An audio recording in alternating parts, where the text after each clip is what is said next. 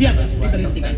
Kalau ada di ajang apa namanya expo ada yang kena corona, saya akan saya berhenti. Tidak usah diberhentikan, saya berhenti. Tidak usah demo, saya berhenti. Titik. Ya, tidak usah demo. Bikin apa demo?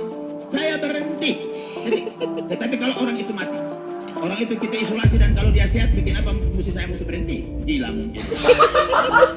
Ya ini bisa tetap kayak.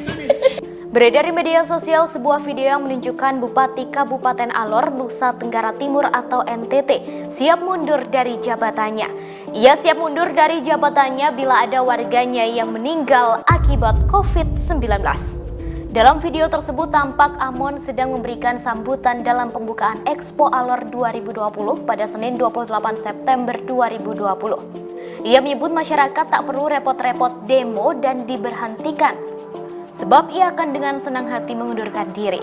Dikutip dari Kompas.com, Rabu 30 September 2020, Amon Jobo saat dikonfirmasi membenarkan video tersebut. Alor mengatakan kegiatan Expo Alor digelar di lapangan mini Kota Kalabahi tersebut berjalan lancar dengan menerapkan protokol kesehatan. Expo Alor digelar sejak 28 September hingga 1 Oktober 2020. Selain Expo, acara itu juga diramaikan dengan karnaval budaya. Setiap peserta yang hadir wajib menggunakan masker dan mematuhi protokol kesehatan. Kegiatan tahunan itu juga dijaga ketat aparat TNI, Polri, Satpol PP, petugas medis, dan gugus tugas.